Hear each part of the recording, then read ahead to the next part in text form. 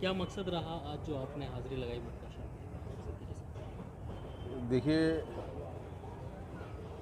इंसानी सुकून, ज़हनी सुकून और बुज़ुर्गों से मुलाकात करने के लिए ये जो दर है, यहाँ पे हाज़िरी ज़रूरी है। और भारतीय जनता पार्टी और संघ मोर्चा प्रधानमंत्री श्री नरेंद्र मोदी जी के आह्वान पर देश भर के सूफियों से जुड़ने का काम कर रहा है। अभी हम लोग मोर्चे की ओर से देश भर के सूफियों को सूफी समाज अभियान के माध्यम से जोड़ने का काम कर रहे, उनसे जुड़ने का काम कर रहे। जो दरगाहों की समस्या है, जो हमारे सज्जादे नशीन, गद्दे नशीन कमेटी के लोग, उनकी समस्या है, उसको जानने की कोशिश कर रहे, उन समस्याओं को दूर करने की कोशिश कर रहे और उन सभी लोगों को प्रधानमंत्री श्री नरेंद्र मोदी से जोड़ने का काम कर रहे। क्योंकि ये जो सूफिज़म है, जो खानकाही परंपरा है, ये हिंदुस्तान की तहजीब को मजबूत करता है और हिंदुस्तान में कौमी एकता को मजबूत करता है और हिंदुस्तानी जो गंगा ज़मीनी तहजीब है, इसको मजबूत करने का काम करता है। ये दरगाहें, ये खानकाहें सबके लिए खुले होते हैं, यहाँ सब बराबर होता है और यहाँ जब असेंबली होती है, जब जमा होते हैं लोग, तो एक दूसरे से मिलते हैं, एक दूसरे से बात करते हैं, इससे आपस में भाईचारा पैदा होता है। इसलिए भी हम आज जाकर लोगों से मिल रहे, दरगाहों पे हाजिरी दे रहे, वहाँ की समस्याओं को जानने की कोशिश कर रहे। हम उनको भारतीय जनता पार्टी में शामिल नहीं कर रहे, क्योंकि ये बड़े अलग लोग हैं। ये की जो है मदद पहुंचाने की नहीं, हर तरीके से जो सरकार कर परेशानियां जो है आपके सामने आ रही हैं, जैसे लगातार सिलसिला जारी है। नहीं, पहली बात तो सरकार से और खानकाहों से रिश्ता ही नहीं है। सरकार की भी नज़र वहाँ तक नहीं पहुँच रही है और खानकाह के लोग भी सरकार तक नहीं पहुँच रहे, क्योंकि ये कम्युनिकेशन जो गैप है ये दूर हो, इसके लिए भी हम लोग काम कर रहे हैं। हम एक दूसरे को जोड़ने का काम कर रहे हैं। वहाँ कई जगह ऐसे है जहाँ लोगों ने इंक्रोचमेंट कर लिया है, कई ऐसे जगह है जहाँ पर उसको लोग व्यापार का अड्डा बना दिए हैं। वहाँ के जो ओरिजिनल गद्दे नशीन है, सज्जादे नशीन है, वहाँ से उनको भगा दिया गया है।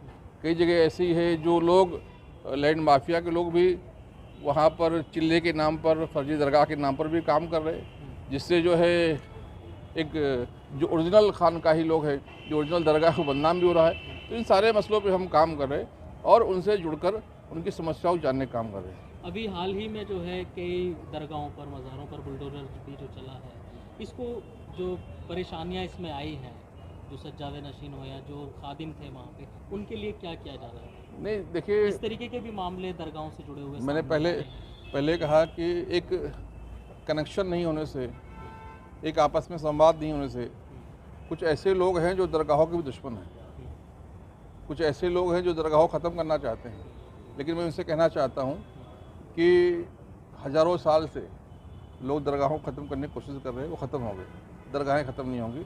हाँ, कुछ ऐसे लोग भी हैं जो मैंने पहले कहा कि लैंड माफिया के रूप में भी काम कर रहे, दरगाहों के नाम पर, चिल्ले के नाम पर लैंड को कब्जा कर रहे। उनके खिलाफ सरकार है और सरकार उनके खिलाफ मुहिम चला रही है। उसमें कुछ लोग गुमराह करके सरकार को कुछ ऐसे गलत काम किए हैं, उसकी मैं मजम्मत करता हूँ और ऐसे काम ना हो, इसलिए देश भर के सूफियों को जोड़ने का काम करना हूँ, जहाँ से सब लोग एक साथ मिलकर हाथ से हाथ पकड़कर एक दूसरे की मदद करने का काम करें। अल्पसंख्यक को देख रहे हैं आप, मुसलमानों के साथ लगातार तशद्दुद की खबरें सामने आ रही हैं। अभी हाल ही में जैसे सुंदर नगरी का वाक़या, इस तरीके के मामला लगातार पूरे मुल्क भर से सामने आ रहे हैं, इसकी किस तरह मजम्मत करना चाहेंगे? देखिए, क्योंकि मौजूदा हुकूमत को ही जो है लोग निशाना बना, देखिए, ये लोग मौजूदा हुकूमत को निशाना नहीं बना रहे, ये लोग प्रधानमंत्री श्री नरेंद्र मोदी को निशाना बना रहे और ये जो विदेशी ताकतें हैं जिनको प्रधानमंत्री श्री नरेंद्र मोदी से खतरा है, अमेरिका जैसा मुल्क घबरा गया है, तो ये लोग छोटी छोटी बातों के, घर के झगड़े को बाहर ले आकर उसको तूल देने का काम कर रहे हैं। और मैं तो ये कहता हूँ कि कांग्रेस के ज़माने में दंगे हुए, कत्लेआम हुआ और एक दूसरे को मारे काटे, अभी तो कुछ नहीं हो रहा है। आप अगर देखेंगे तो एक ज़ीरो दंगा है।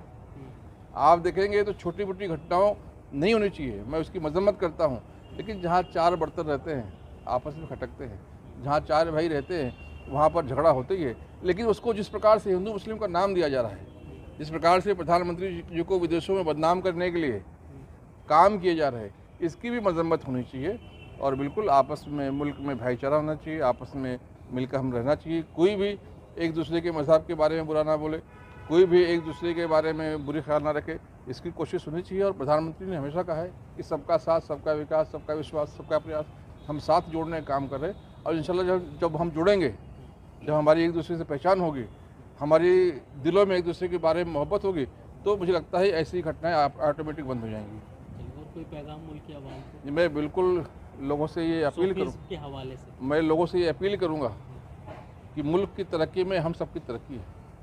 हमें अगर बचना है तो मुल्क को बचाना पड़ेगा। हमें मुल्क की तरक्की के लिए, हमें इंसानियत की तरक्की के लिए, हमें इंसानियत को बचाने के लिए सभी दलों के लोगों को, वो चाहे जिस भी दल के हों, वो चाहे जिस भी दिल के हों, लेकिन जहाँ मुल्क की बात आए हमें एक होकर कौम की तरक्की के लिए काम करना चाहिए। फिर कौम की जहाँ तरक्की की बात आए वहाँ कोई पार्टी बैरियर नहीं बनना चाहिए। बस मैं यही आपके माध्यम से लोगों को कहना चाहूँगा। जी, मैं शाहिद अब्बासी, नायब सज्जाद नशीन, दरगाह हज़रत मट के शाह, दरगाह मट का पीर दिल्ली। क्या पैगाम रहा है औलिया इकराम का दरसगाहों से जो पैगाम निकला? औलिया इकराम जो है, ये सूफ़ीज़म जो है, एक खानकाएँ जो हैं सब धर्म के प्रतीक होती हैं। यहाँ हिंदू, मुस्लिम, सिख, ईसाई सब लोग आते हैं, सभी जाति के, सभी धर्म के लोग आते हैं और सबकी मनोकामनाएं, इच्छाएं पूरी होती हैं। तो यहाँ पर हर मज़हब के, हर पार्टी के लोग आते हैं, दुआएं करते हैं और अमन, चैन, सुकून के लिए, दुनिया में जो सुकून रहे उसके लिए दुआएं की जाती हैं। आज भी यही मकसद था कि आकर के यहाँ चादर पेश की गई जमाल साहब की तरफ से और लोग अमन चैन के लिए, हिंदुस्तान के लिए दुआएं की गई। और जो मोदी जी ने काम करे हैं अच्छे, जैसे G20 वगैरह, उसके लिए भी यहाँ शुक्राना अदा किया गया कि भाई ये काम अच्छा हुआ जो हमारे देश का नाम हुआ है। ये जो फ़िरका परस्ती है, इसमें कितना नुकसान हो रहा है उम्मत मुस्लिम? फ़िरका परस्ती देखिए, हर तरीके का, हर धर्म में आदमी होता है। कुछ मुस्लिम्स में भी होते हैं, कुछ हिंदूज़ में भी होते हैं, सिखों में भी, ईसाइयों में भी कुछ लोग होते हैं। ज़्यादातर लोग जो है मिल के रहना पसंद करते हैं। कुछ लोग जो असामाजिक तत्व होते हैं वो सिर्फ झगड़ा कराना, लोगों में नफ्सा नफसी का आलम पैदा करना, आपस में भेदभाव पैदा करना, ये चलता चला आ रहा है। और देखिए ये सब आज से नहीं, पहले से भी चलता चला आ रहा है, लेकिन ये सब ख़त्म होना चाहिए। बहुत गलत है, ये होना नहीं चाहिए। देश में सबको रहने का अधिकार है, एक साथ रहने का, एकजुट रहने का अधिकार है। देश के लिए सब एक हैं।